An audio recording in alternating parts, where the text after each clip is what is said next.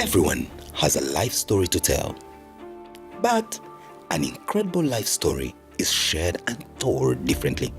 An incredible life story, and particularly for this edition, Incredible Life Story with Simon Kasyate comes with yet another of those that we certainly call ordinary folks with extraordinary life stories. Now listen to this, folks.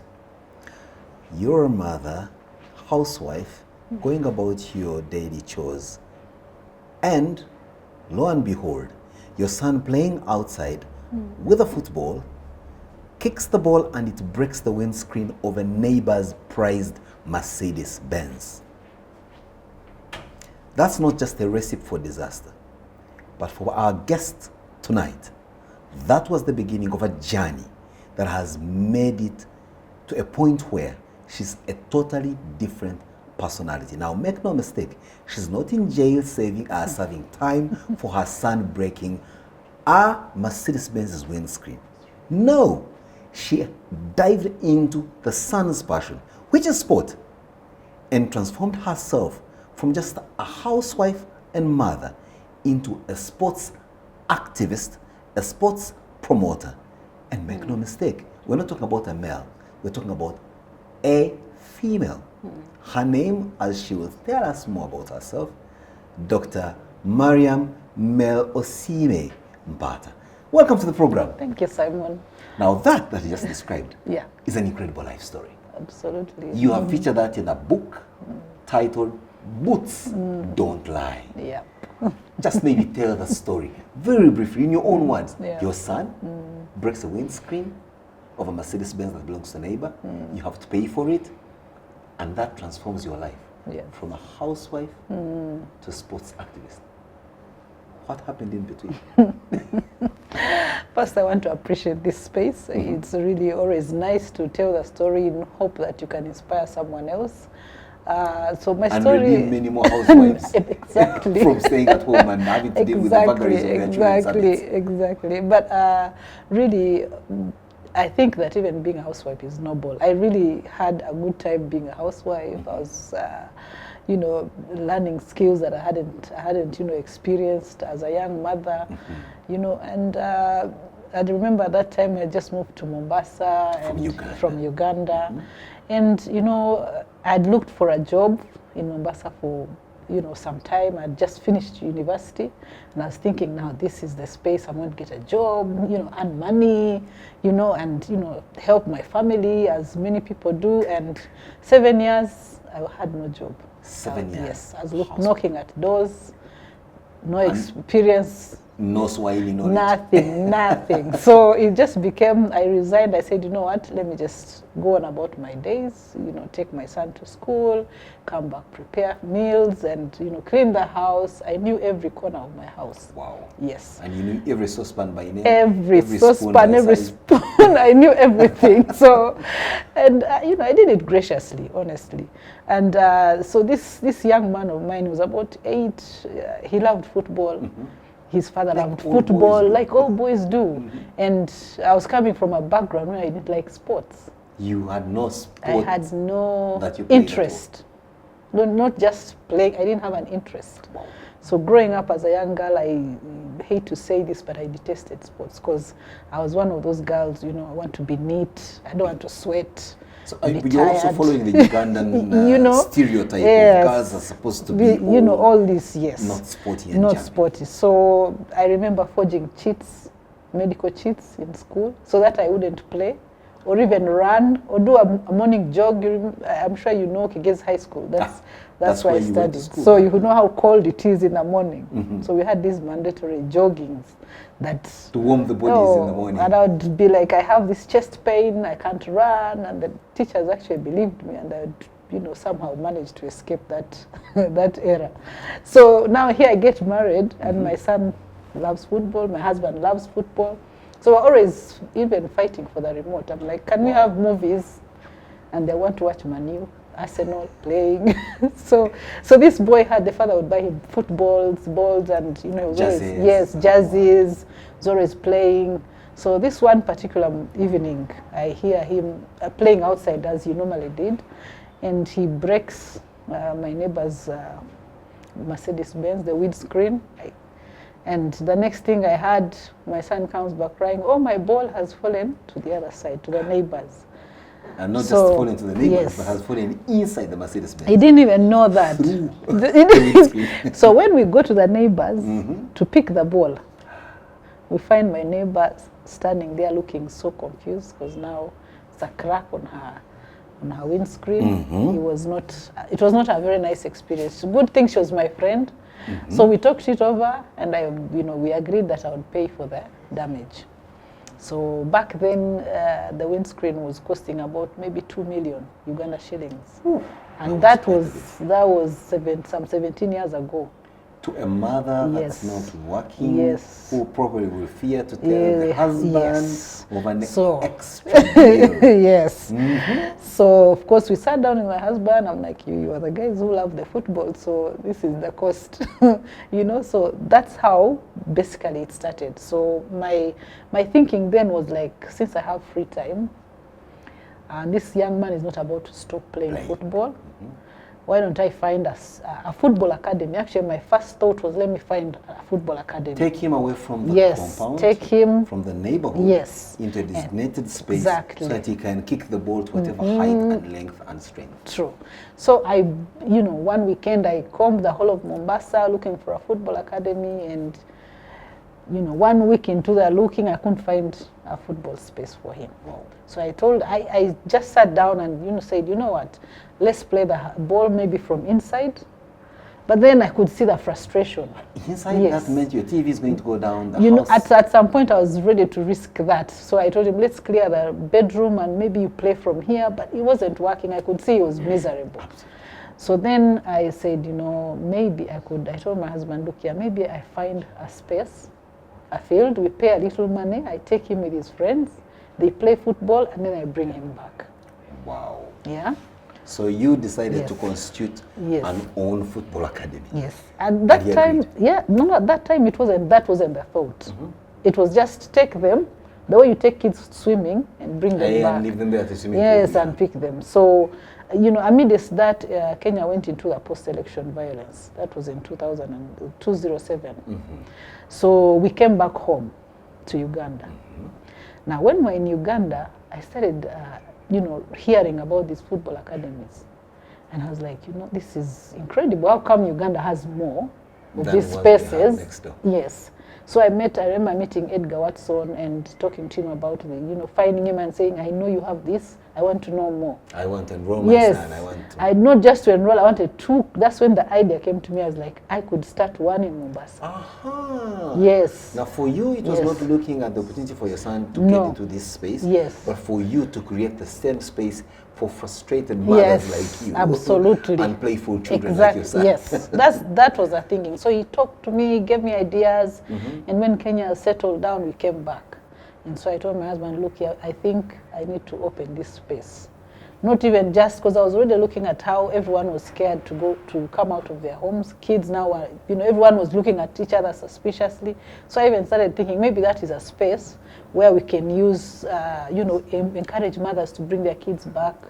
And bring children from different walks of life to be united by sport and not by the creed their parents profess or the color of their skins. Because for me, as coming from this, my passion is talking to people, encouraging people. So I thought that's the part that I can play. So me, I'll just go in, do the counseling, the coaches do the football.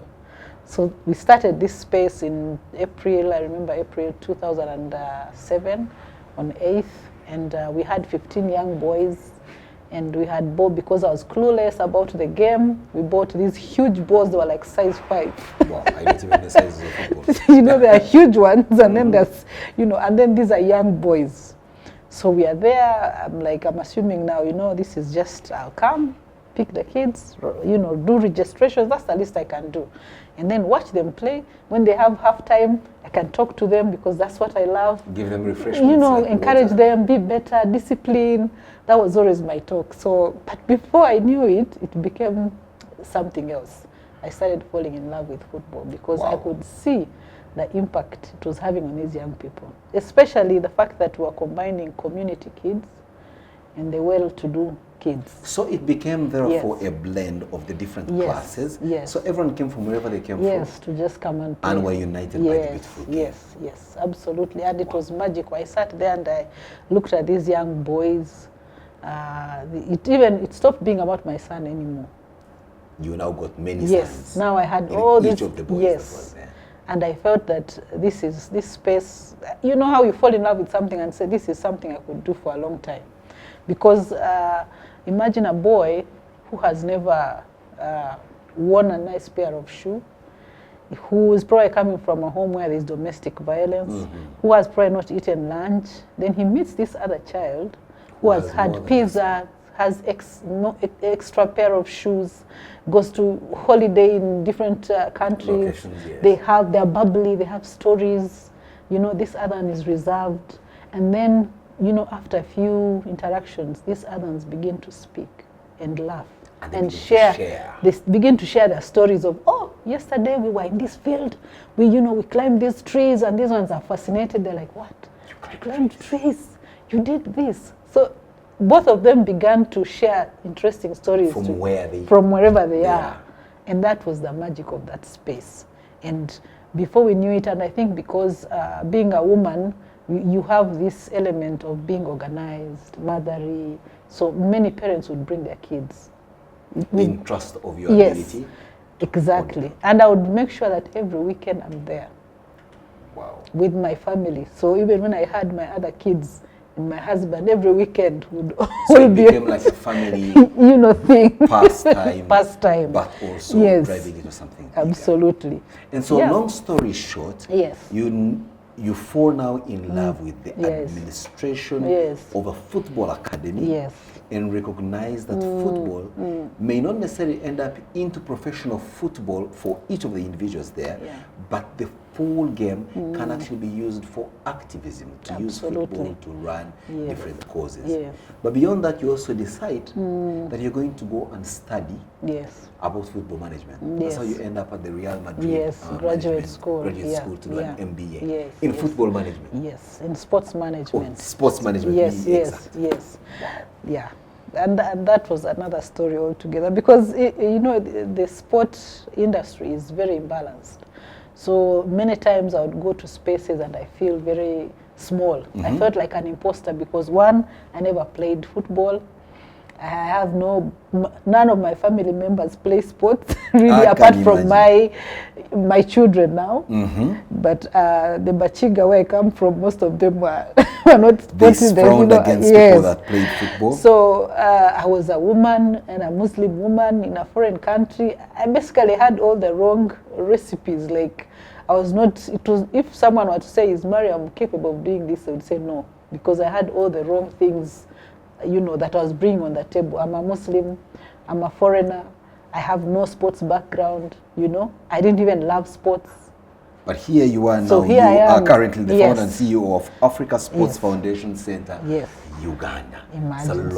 It's a long journey. So when I decided to go to Real Madrid graduate school, I was coming from a place where I was feeling inferior, and I needed to, have skills other than just my passion. Yes, because then I saw the potential of what it could do if I had the skills and knowledge. Because I was being celebrated for just what I had done. I would host tournaments and do all these things. But I said, imagine if I had this knowledge, management knowledge in sports, then I probably would do better. So you went for it? So I went for it. I remember selling my car to pay school fees for that master's, because it was not very cheap. But remember, you are leaving behind children and a husband. Yes. I can imagine the conversation between you and your husband on the dinner table when you finally make your mind that you get to do this course. Yes. How did he receive the fact that you even had that as an ambition? I think, one of the things that I credit my husband for, and, other men that support women, they recognize, he recognized that supporting me is not just about me anymore. It's also about all these young people, all these things that I'm doing that are helping the community get better. And There's not a day that I've said I want to do, apart from the time I told him I'm starting a football academy. That's when he doubted me. He was like, you don't like football. But once I got in and he saw that actually this is something I love and I'm willing to do all these things, he's very supportive about it. And when I told him, look, I want to study this postmasters and I want to do it at the best university in terms of association with a club, the Real Madrid club, he's like, wow, okay, let's do it. But I told him, he said, but it's very expensive. I said, I've already sold my car, I have half the money.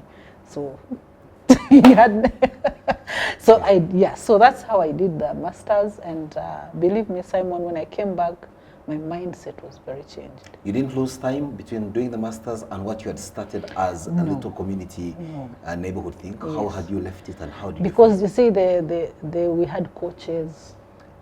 The program, and then the masters was 1 year. We had coaches, we had, you know, people parents who were volunteering their time. Volunteering, so it was not as hard as it seemed, but the beauty of it was the knowledge that I came back with. Wow. Yeah, because I was no longer thinking about Mombasa.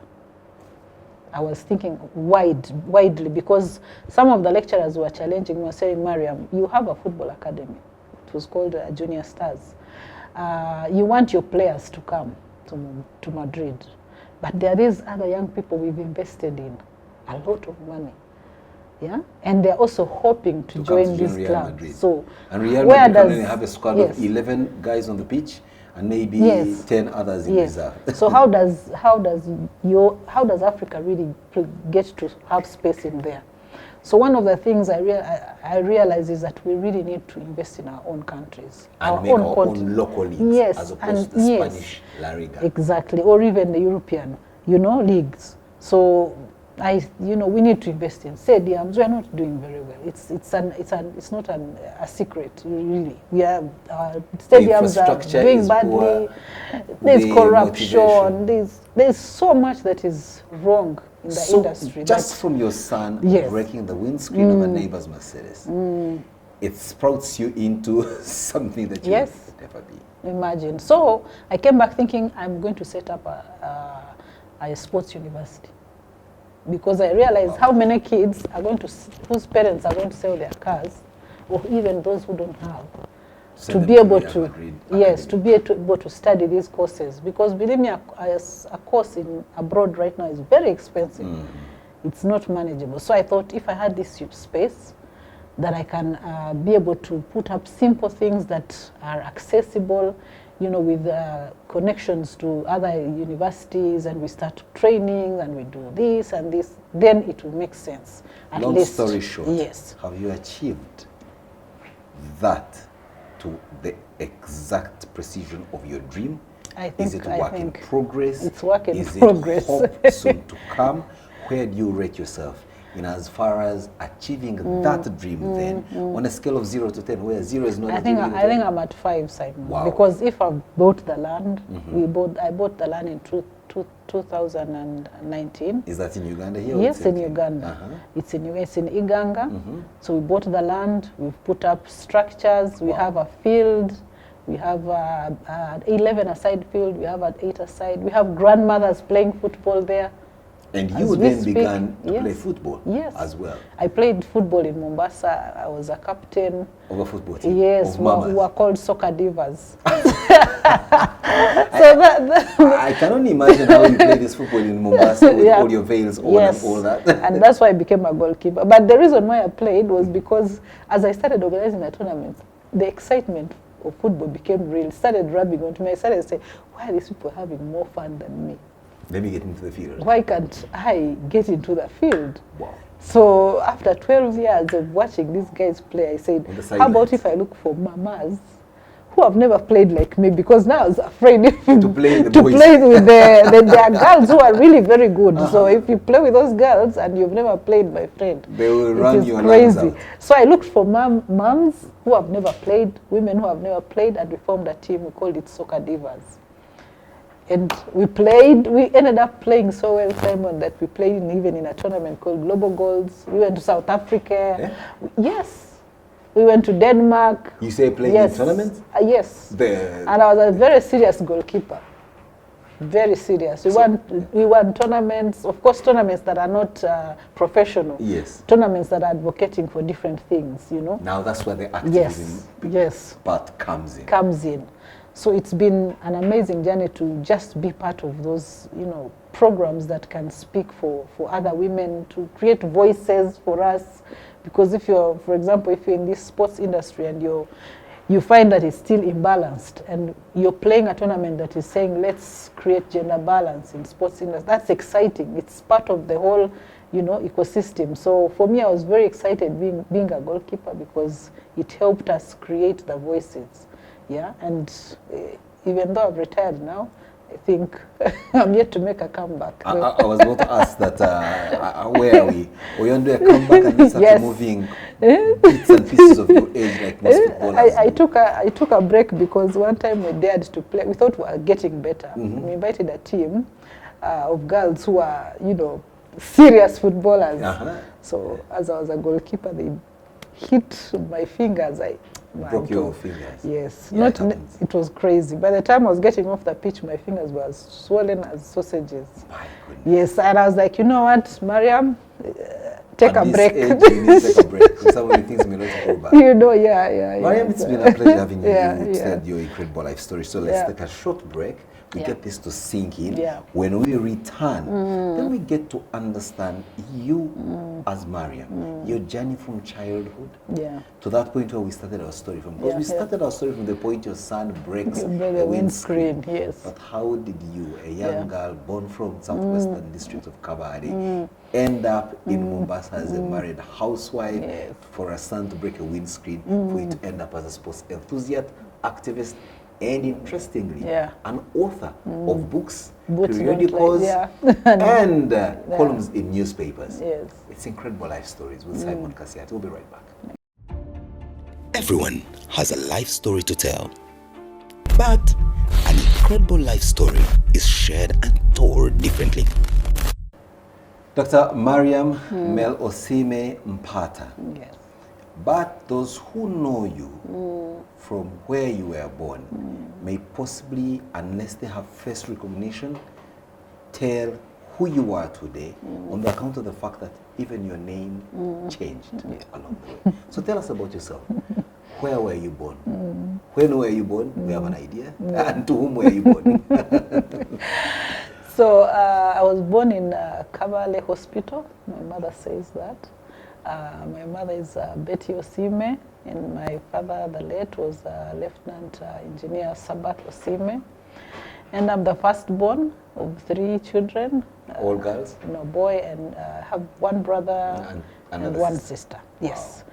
So I just want to, credit my mother, because if she had left me at Kabale Hospital, I would probably not be sitting here.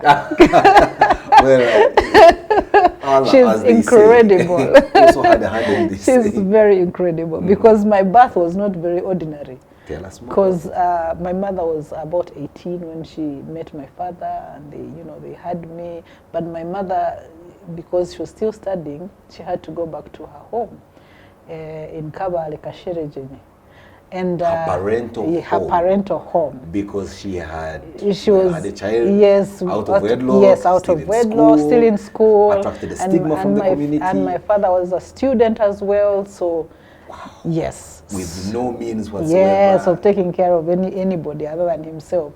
So my mother tells me she went to, when the time came, she went with her friend to Kabale Hospital. And she had said, you know what, the best I can do is leave this child in the hospital. Maybe some good people will take care of her. Because it was already... because how was she going to manage? Being 18 is not very easy to have a child. At that time. The father was also really, like you said, he couldn't support himself, but even not so well maybe. Yes. And she says my father's mother at that time was very sick. She had cancer, and it would have been such a huge burden to even add to my. So the day I was born actually is the day my grandmother died. Yes, yes. So you can imagine. So my mother goes to hospital with her friend and delivers me, and they take one look at me, and they said, "We cannot leave this girl here." She, you know, they fell in love with me. They were like, oh my God, this girl is so beautiful. We cannot leave her. And she looks like her father. So you know, they told me they stole a bed sheet from the hospital. Because remember, they had not come with anything. So they took a bed sheet, wrapped me, and stole you out of the hospital. Because there was that. So really, I just love my mother. You need to go back and first settle the bills of your childbirth at Kawa hospital. She's just an amazing. And then the journey begins from there. From there. And where does your mother go with you as an infant? So she bravely goes back to her father and mother, who didn't even know that she had been pregnant. Yes, because she was a said, I sent you to school. Yes, you know. But here I am returning, not with a report card. So yeah, but of course, you know, parents, you fall in love with your grandchildren, whether they are what or not. So for the first 3 years of my life, I was with my grandfather and grandmother. And then later on, my father settled a bit, and we went to Kampala, and I went to, I think it was called Rugogo Nursery School. And then I went to Victoria. We moved to Jinja, and then I went to Victoria Primary School. You know, we kept changing schools. Because your parents had to find jobs and support. Not really, but because my father was a soldier and he was being deployed in different places. Yes. That's what I'm saying, find a job. Yes, anyway, yes. So, and that's how it was. So, my father died when I was just about 13. Oh dear. Yes, so and my mother was like, you know what, go to the school your father studied from. So, I'm sure something magical will happen there. She's very strategic. So she sent me to boarding school in Kigezi High School at 13 years. And that's where I had my senior 1 to senior 4. Wow. Yes. And that's where I didn't like sports. That's where you were just living to be a bit of a diva, but not a sports diva. I was just a diva, you know, and it was a very transformational time in Kigezi High School, because that's where I learned most of my social skills. Yeah, and being that I was coming from a family that is very academic, and in my mindset as a young 13-year-old, I thought I do not want to be academic, because there's a possibility you die if you're, you know, the traumas of losing a parent at that age can really play on your mind. So I was like, you know what, I'm not going to pass my exams. I'll just hang out with friends. I'll not take academics seriously, because there's a possibility I could die like this man. Wow. Can you imagine? So I was more into the social life. Yeah, I was really... And you went to have a good time, really, so to speak, as a young person, but let's not forget, you're also going through the vagaries of adolescence and puberty. Yes, so. And it was safer that side. It sounded safer being a social person than like an academic person. So eventually you veer off into the social aspects of life, get married young. Yes, so I got married when I came back to Kampala. I went to Aga Khan High School. Then when I was about 18, that's when I met my husband. And, you know, just walking to school, and we met each other on the roadside. Wow. Him going to the bank, looking very smart, you know, and we liked each other. You can imagine finding love on the street. And he pulled the first love. Yes, you did. Yes, he pulled the first move, but I was equally prepared for him, because at that time in my life I was like, you're also looking for some sense of belonging, yes, attachment, you know, love, fiction. Yeah, yes. Someone just tell you look beautiful. Yes. So anyway, so we hit it off and we became good friends. To this date, we talk endlessly about. Probably call him even after this and give him a long story about this interview. So we are friends for sure. So, and that's how I got to pass through those younger years. Yeah. And now you find yourself in a situation where you married young, you've had your child young, you are not able to get into proper employment, you are in a foreign country, and you're friends with your husband, but there must have been a bit of a toll on you mentally to have a feeling that you went through school, but you're here for 7 years without a job. Yes.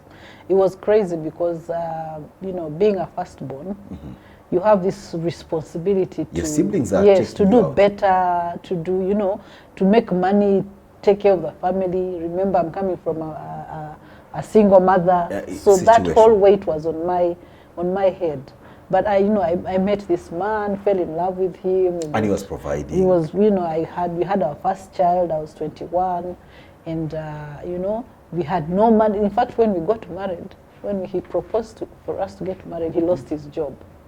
So it was even well, we crazy. laugh not because it's a good I know. thing, but just yes. So imagine the coincidence of good and yes, bad. good and bad. So That's when the day you were born, for example, is when your grandmother passes my on. grandmother dies. The Now the day you find yeah, love is the day he loses his job. So I'm like, this is not good.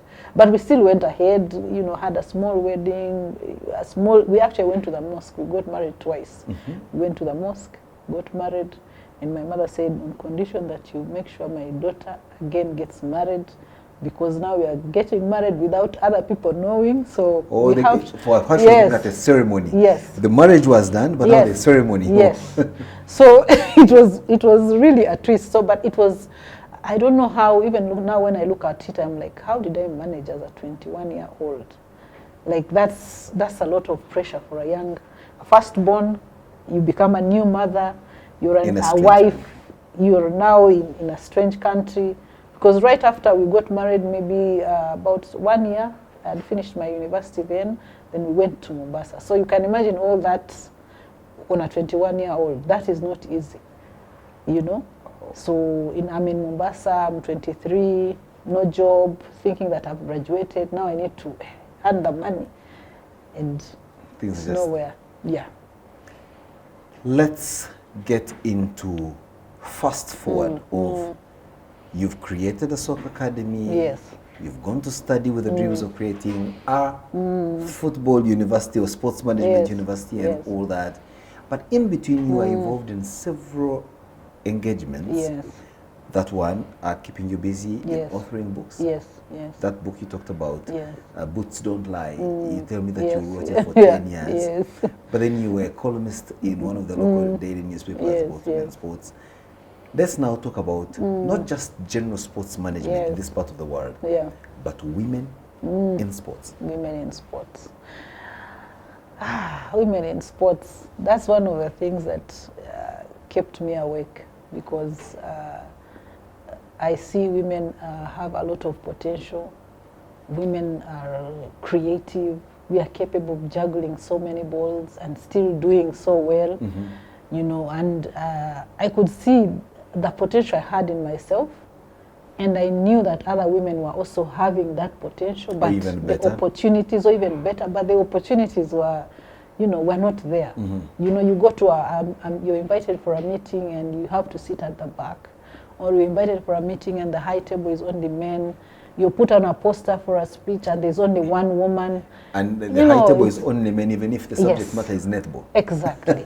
Even if the subject matter is sports or any football, because women are also playing football, So, but it's predominantly a male thing. Yes, the leadership is meant to be, that's how they designed it. So it was always bothering me, and I was thinking, how do I ever get out of it? And the being able to go to Real Madrid changed my life, because I realized we must have education in terms of sports. The knowledge must, because if you're being brought to a table as a woman, you've been given an opportunity, and you have no knowledge. You're just coming there because you're a female. Those jobs men give us just to fill in the numbers. Well, I'm not going to forget the stereotype, but yes, I know for a fact. Right. Yes, the statistics. An assistant. Yes, a secretary. Yes, the flower girl jobs. Then you can't even make decisions. So back then those were the jobs really. Now it's changing a bit, but still. Well, we need to see substantially a female referee in a male-dominated football. The gaps are still there. So one of the things that I wanted to do when I came back from Real Madrid, I had 3 dreams. And one of them was to finish my book. I've always, one of the things that I escaped to when I was a teenager, and having lost my father, was writing. So I used to write a lot. I used to, write poetry. So I'd promised I'd promised myself I'll write a book one day. So now, because of the things that I was doing in Mombasa, in Kenya, many times my story was always in the newspapers. Because I told you I was breaking barriers. Absolutely. A Muslim, foreigner, you know, frontiers. yes, I was breaking all the barriers, and I had no background or experience. So I was always a magnet to the journalists. So there's one particular article that's titled "The Clueless Housewife Turns into Football Guru." You know, and I was like, wow, okay. One, I don't think housewives are clueless. See, the stereotype. The stereotype, because I mean, housewives do an amazing job. They actually, there's a debate that they should be paid, you know, for managing homes and all that. And as a footballer, as maybe clueless about football, but I was running one of the best academies in Kenya, and I was doing so well at it, better than some people who had football knowledge, you know. So I was incensed about it, and I was like, no, I need to tell my story better. We're glad you're here yes. to share your incredible life story yeah. with myself yes. and the multitudes of those watching us. Let's take a short breather. When we return now, we get to know you, Dr. Mariam, at a very personal level.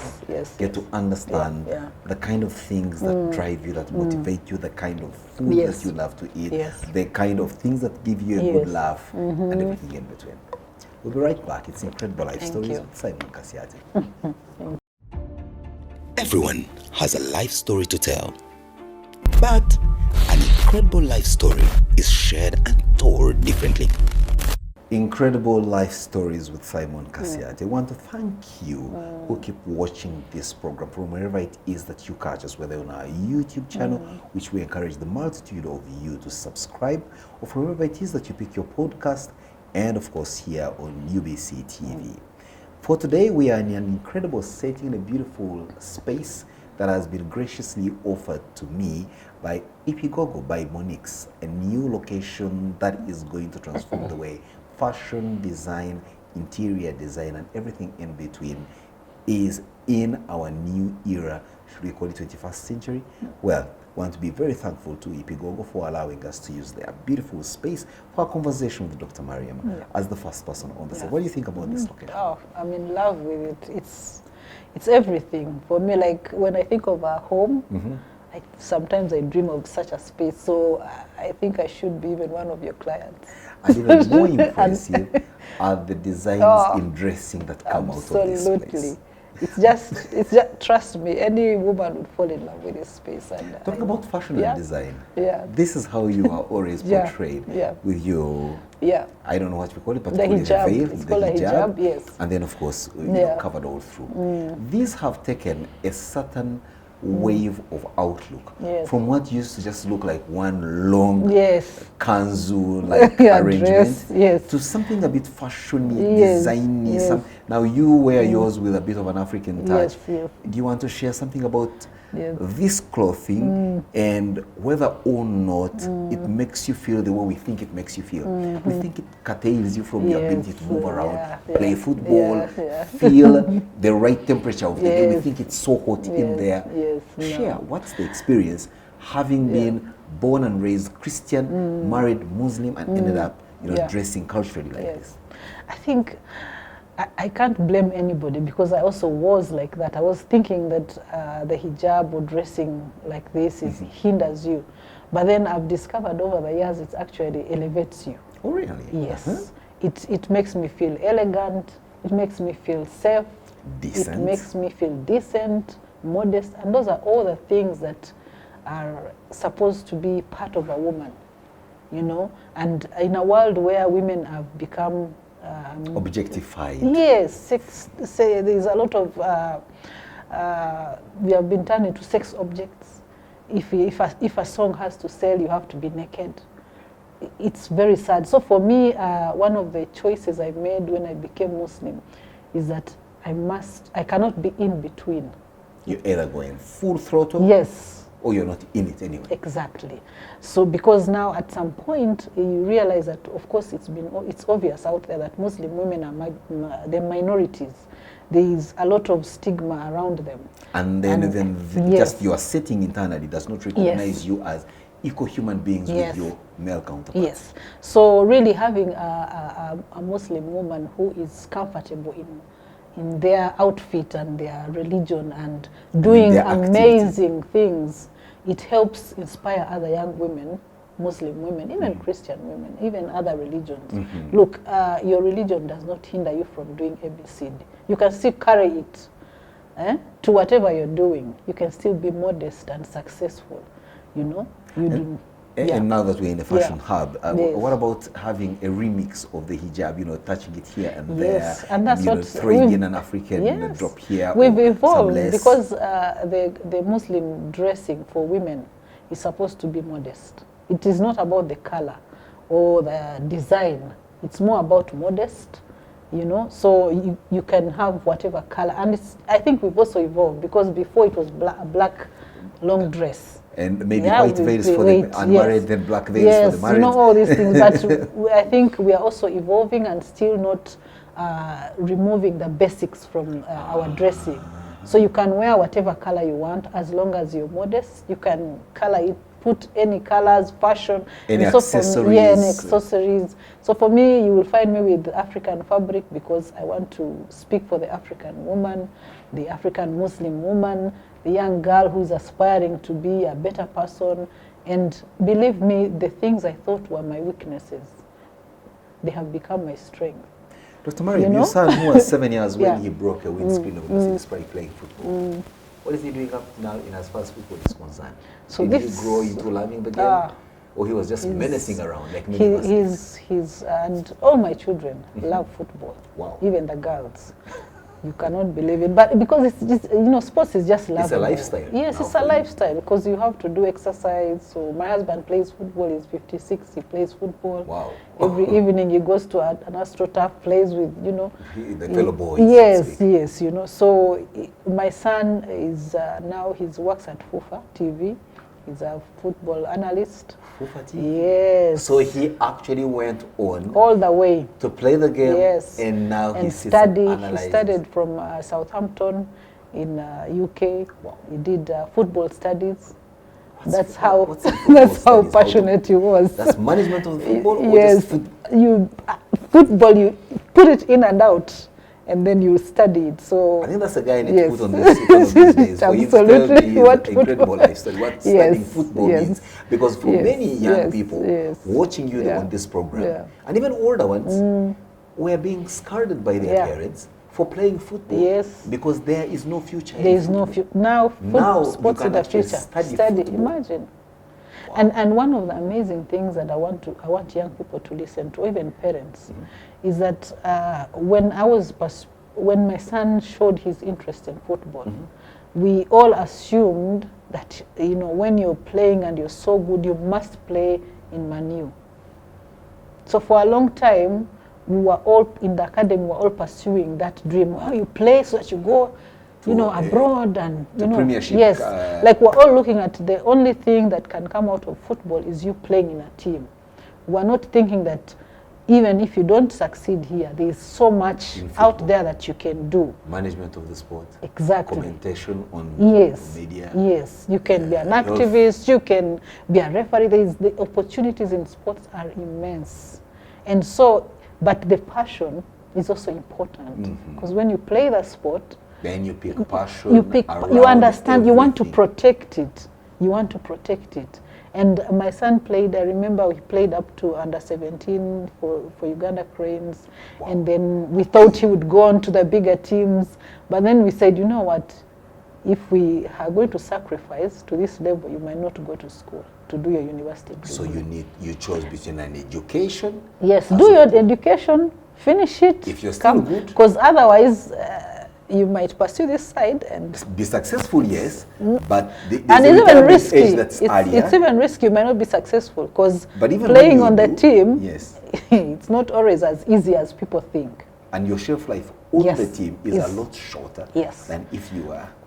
So it's important for sports people to know that sports knowledge is very, very key, on and off the pitch.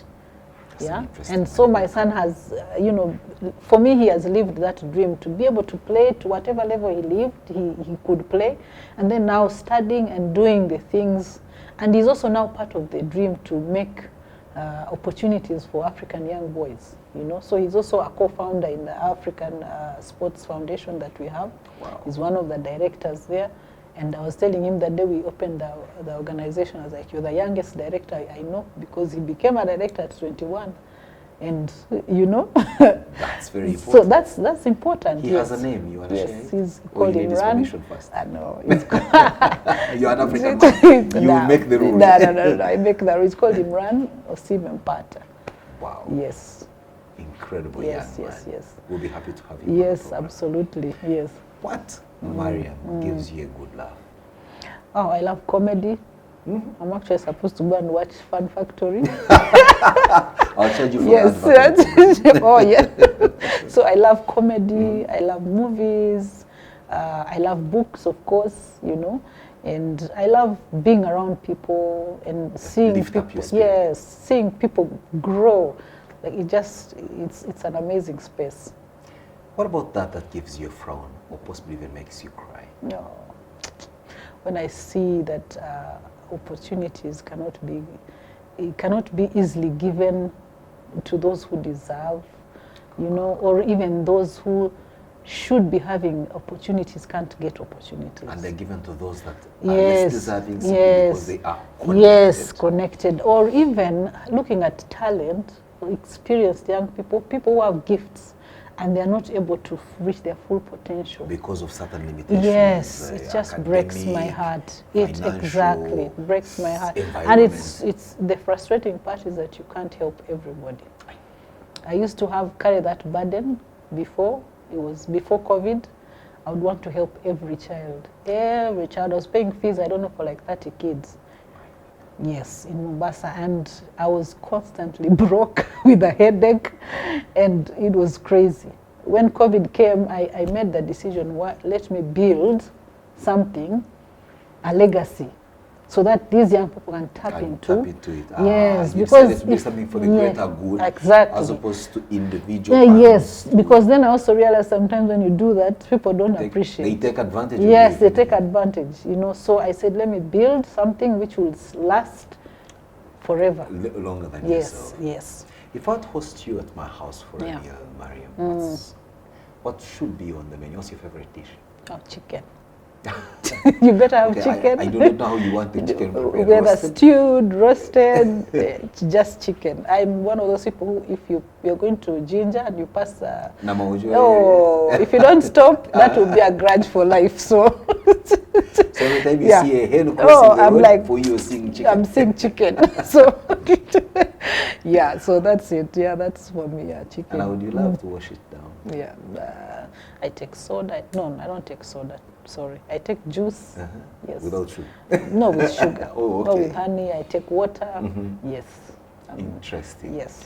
And of course, you may live in the coastal town of Mombasa that is exceptionally beautiful, that brings in hundreds of thousands of tourists almost at any given time. Yes, yes. But we also have a beautiful place called Uganda. Yes, so questions abound as to where in this beautiful country called Uganda would you appreciate to chill, relax, and take in the God-given beauty of this beautiful place? I think I've fallen in love with Ginger. Yeah. I worked there for 5 years. It's zen.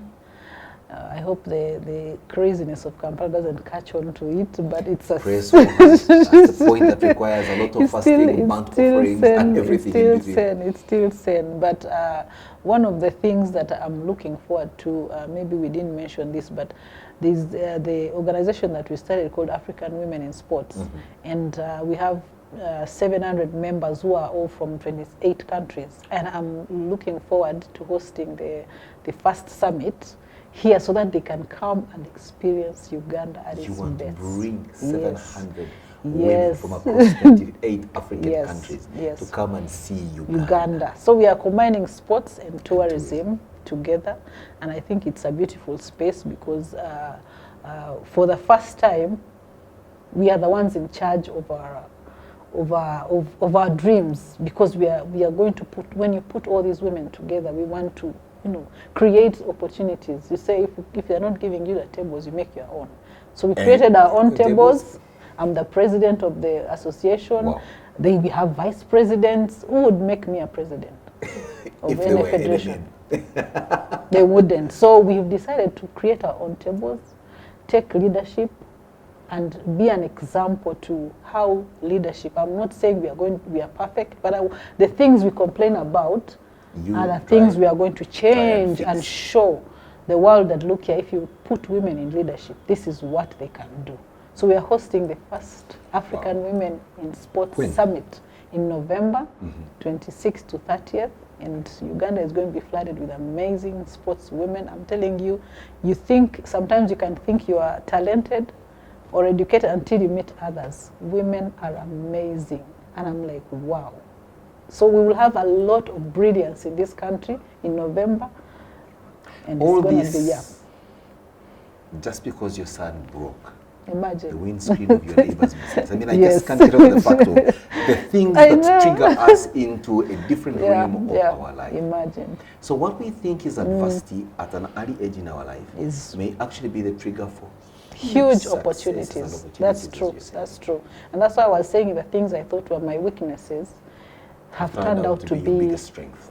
Like, for example, when I stand in front of these women, sometimes I look around and I see there are few hijabs, few women wearing this, and I'm the president, and I feel like, wow, this is what I thought was my weakness. But there you are. Now it's my strength. So young people out there should also capitalize and find out what's my weakness, not to just always dismiss it quickly. I normally tell folks that sit on this chair on the opposite side of this conversation and say, you're sharing your incredible life story now. But we believe that's not where the story ends. Yes. Matter of fact, for many of you, this is where the story begins. Absolutely. So when you see Mariam, 5 years, 10 years, okay, 50 years. I see myself, having built the university and, seeing young people there doing amazing from across Africa, not just Uganda. Not just Uganda. But I also want to see myself leave leadership for others. For example, in the constitution we've made for this organization, it's 4 years out. Term limits or presidential term? Yes. There is no way I'm going to be a president for life. No. 4 years, do my thing, let others experience. So for me, I think that maybe in the next 10 years, I'll probably be in my home. Retired, enjoying, acting as a consultant and enjoying, and eating chickens that I reared myself and roasting them on my, I do not want to be, I don't think I want to be, doing so many things all the time. There are so many young people that are so brilliant. So I would like to leave a legacy of people young people who are able to take on the things that I've done and even do better. Yeah, that's one of the things I want to do. Just sit back and say, wow, I have mentored these young boys and girls. This is good. No ambitions of going into mainstream politics? Because this looks like the kind of stuff that politics is made of. No. I've been asked that question many times. Each time I would come back home to Uganda and have a tournament. Say, the old guys would come and say, Kati, ututandika the campaign. But nah, politics, because I don't know how to lie. I don't know how to make false promises. If I promise something, Simon, I must deliver. The politicians have had. So you're simply saying they tell lies, they promise what they can't deliver? I didn't say that. But I am not capable, because the politics has a lot of pressure. Yeah? And the pressure, yes. I do not know how to look in someone's eye and say, Kati, I'm going to bring this money. Then I don't find it. Coming back to explain maybe a bit of a different one. Yeah. So Mariam Mell'Osiime Mpaata, thank you very much for taking time off your very busy schedule as you prepare this huge continental conference that is coming to Uganda from your organization that's now Pan-African, but also for not being selfish with your life story, for being very candid. And indeed, like you write in your book, boots don't lie. You've seen the transformation of lives as a result of what you studied of nobody. So before we close, let me ask, who is the most celebrated product of your initial football academy that you started for your son and his friends? What are they doing today? If you may just weigh them. I know each one of them is thriving and surviving, but who do you think has blown the ceiling off? And what are they I doing? think there was a time I used to. There are so many young people who have gone into the Kenyan Premier League, Wow. played and what, but the most celebrated person who I least expect was one of the coaches. So this gentleman is called Joseph. We call him. His nickname is Yeboah. We started with him when we were starting the academy. Right now, And he was a young little boy. he's probably my age. But right now, he's the manager at the Africa Sports Center. Wow. He has believed in every dream I had in terms of sports. And when I told him, look here, coach, this is the idea I have. He says, bring it on. Let's go. Are you ready to move to Uganda and go and stay in a small little hut that is not yet ready? He said, I'm ready. And each time we have discussions and we say, let's do ABCD, I go back, I find he's done over and above.